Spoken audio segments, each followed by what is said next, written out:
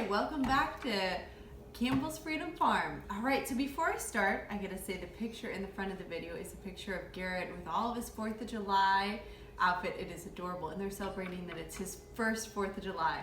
And then at the end, you're gonna see a lot of other cute kids eating cucumbers.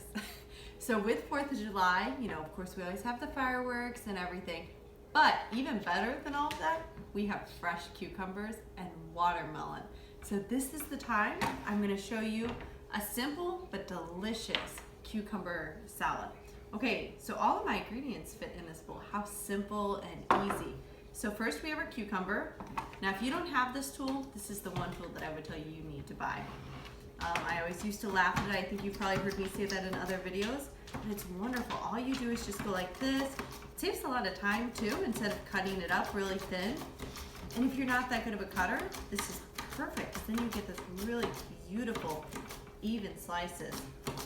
And we're really excited to have one of our first cucumbers from the garden. That's always exciting. Okay, so let's go ahead and just give this all mandolin up. And I'll go ahead and try to link down below where you can get one of these. So definitely go ahead and use that Amazon link and go ahead and get one of these. Seriously, they're amazing. Okay, so now what I'm gonna do is I'm just gonna put this cucumber here and look how beautiful these are. You can really tell they're fresh. And you can even taste the difference. Sometimes I swear you can just pick these up and just eat them and have them as a snack, and it's brilliant. Okay, so then we have a red or purple onion is more what I call it. I'm gonna use about a good half of this. And for this one, I would try to go with a purple onion. You know, typically I think you can use either, but this one really just adds a different flavor. And besides that, it's really beautiful in here for 4th of July and for any other day as well. Okay, so we're just gonna go ahead and peel this, and we're gonna use the mandolin for this as well. All right, so we're gonna mandolin this one up. And just go ahead and mandolin this on here as well.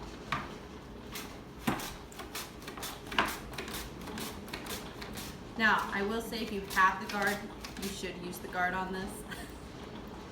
Okay, then we'll just go ahead and go this way and go ahead and give it a little bit of rest.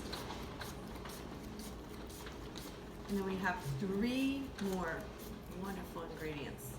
And actually the only thing out of here that did not come from our garden is this purple onion, so that's pretty good.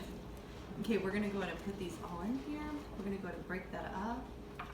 So they make these really cute circles. Okay, let's go ahead and put this in. Okay, so next, I wanna talk about a really wonderful ingredient. So I think this is one that many people don't realize, and a lot of you have, I don't think I've ever heard of this. So this is Purslane. We've been using this for many years now. So it's funny, actually, my friend from China, we showed her this many years back, and she said, you know, it's funny, this used to be the poor man vegetable in China. So all the poor people would eat this, and then all the wealthy people realized, wow, they're really healthy, their skin, everything. It's like really one of the big health foods, even though maybe it's not out there on the news or anything yet. So this one has 1 cup is vitamin A, so that's 11%. Also C, that's 15%. And then the last one is magnesium, which is a good portion. So that's about 77%, 10%, or it has a good amount in it. Totally forgot the percentage on that one, mixed all the numbers up. So really this one is an excellent food. Actually, sometimes when we're in the garden, I'm gonna cut the stem, but then the rest I just kind of want to just pull the leaves off. And I just like the leaves just right on here, just like this. And part of this I'm going to add on to the top. So I might just go, because I think the leaves look really pretty as you kind of bite into it. And you can eat everything, the stem, anything. So everything is edible on this. And this is really something you should include in your diet, especially if you're a vegan or vegetarian, but even just any diet you should have it, but especially for those. And there's even more vitamins than what I didn't mention on there as well. So just go ahead and do your research on that as well. Okay, we're gonna go ahead and just throw these in.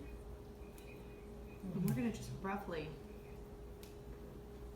pull these out, and then the rest I'll go ahead and chop. I just wanted to get some of the leaves in here to look kind of cool once we move it around. Okay, and after this, we have one of my favorite things from the garden. And and that is fresh tomatoes.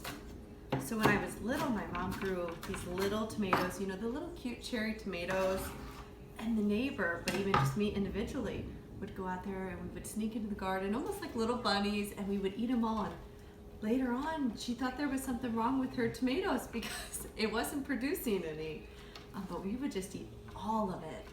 I'm just gonna give that a quick stir around. You can use your hands, use some tongs if you want.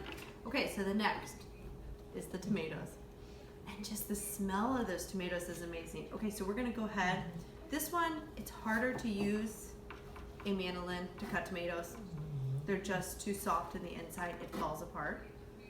So for this, we'll just go ahead and use a knife. Sometimes a serrated knife works better, like when it gets too hard to smush down. See, the difference. So if you just use this was just a cheap knife, cuts even better, just straight down. Okay, we're gonna go ahead and cut that one up just into little nice slices. That way then everybody gets a bite because we're all gonna be fighting over the tomato. Alright. And then we're gonna go ahead and throw this in. And we're gonna save our other tomato for something else.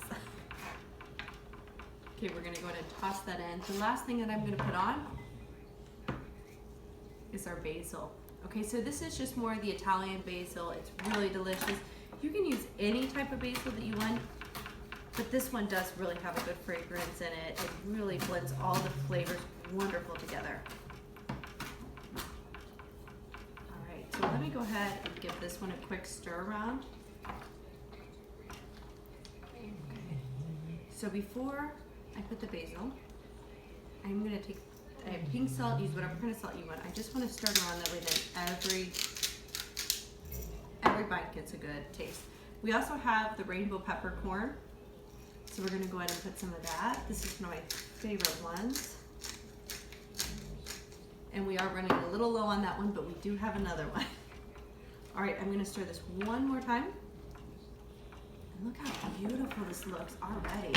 And we're not even done yet. Then I'm going to put the basil. You know, you can add as much basil or as you want. You could add more than that. Stir this one more time around. Really get all those flavors mixed. And then the next thing, so this is actually one of Sabrina's favorite, my mom, is the orange champagne vinegar. So this one, the only place I've ever been able to purchase it is Trader Joe's. It is amazing in this, because the balsamic vinaigrette has a little bit of a stronger flavor in this, and for this we want just a little bit of lighter, especially since it all came from the garden, so it really has a better taste to it compared to the store. Okay, so we're gonna go ahead and stir that around. And you can add as little or as much as you want. Remember, you can't take it out, so you can always add more on your plate compared to if you put it in here, and then you can't. Okay, let me go ahead and give this one a taste. It's pretty good. You could add a little bit more salt, maybe a little bit more vinegar, but this is beautiful and delicious. All right, please subscribe, like, and share this channel. And give it a thumbs up. Right.